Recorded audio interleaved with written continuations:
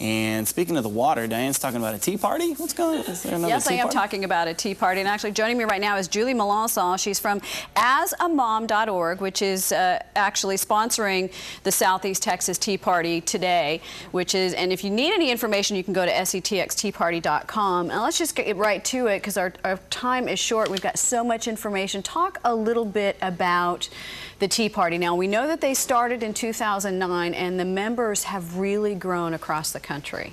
That's right. Locally, we have over 600 members on our website. We started a year ago. We had a booth at the fair last year, and we sponsored the Tax Day Tea Party on April 15th, which we had about 3,000 people show up there, and we're going to sponsor that again this year as well. Now, just kind of briefly for our viewers that may not understand, what does the Tea Party stand for? The Tea Party stands for limited government, fiscal responsibility, and free market principles.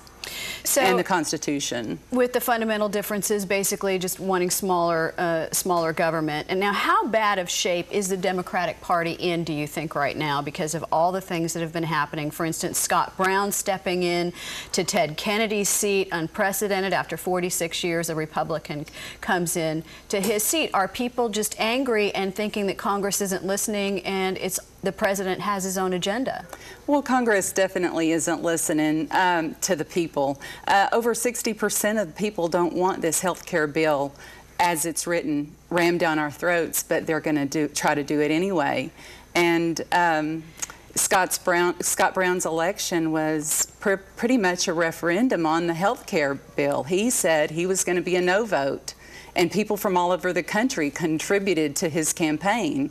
You know, this is a big deal, as you said, because the health care, when we talked earlier, that it's scary of where it's at right now. At least a lot of folks that are involved in the Tea Party are afraid of this bill. Why?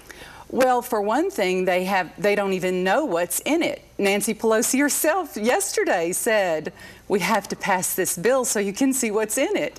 What? Is that insane? I mean, it's like, what did Mike put it as, is this war and peace? I mean, the bill has so many things that invade our freedoms. They just trample on our freedoms. And so we need to know what we're voting for. Exactly.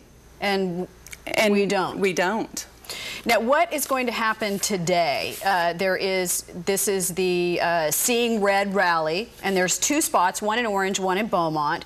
Ted Poe will be at the one in Beaumont, and Kevin Brady, the one in Orange. Is that correct? Well, it's at their offices. They will be available by phone. Okay. To talk to the group. And that is from 12 to 1 From 12 today. to 1, All right, I want to read a couple things to you with people made some comments. A 70-year-old says that the Tea Party folks are making a larger point than health care, the government nationalization of critical aspects of our lives. The poor, stupid people referred to have more going for them than the highly educated Obama supporters. He says, when someone is able to determine whether people are poor and stupid from watching TV, I suggest they watch less and to take care of themselves so that the taxpayers don't have to take care of them. Now, someone here says, how can people protest against the very thing that could save their lives during unemployment? Big, unregulated health care is in itself a death panel. And what are your thoughts on that? One, obviously, first for the Tea Party, and one, obviously, against, who wants someone taking care of the health care. Well, the Tea Party stands for, I mean, our whole principles are individual accountability. And the less dependence on government.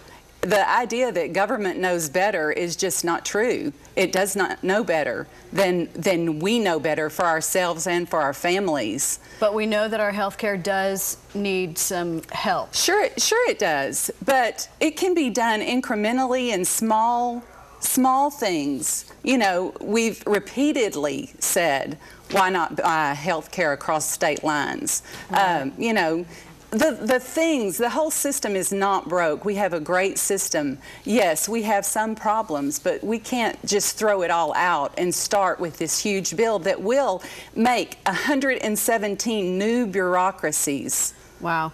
And then also, I know that you went to our Facebook page a little earlier. I apologize for that. If we could go back to our Facebook page. Tiffany Sowell says that will Sarah Palin be making more obnoxious speeches? And Chelsea below her says it is a community committed to standing together for what our country was founded on. I support it and go back to the roots. And Delisa, which is down below her, Bates Hallmark says, screaming bigotry, rage, no thanks. I'd rather thoughtfully discourse at the same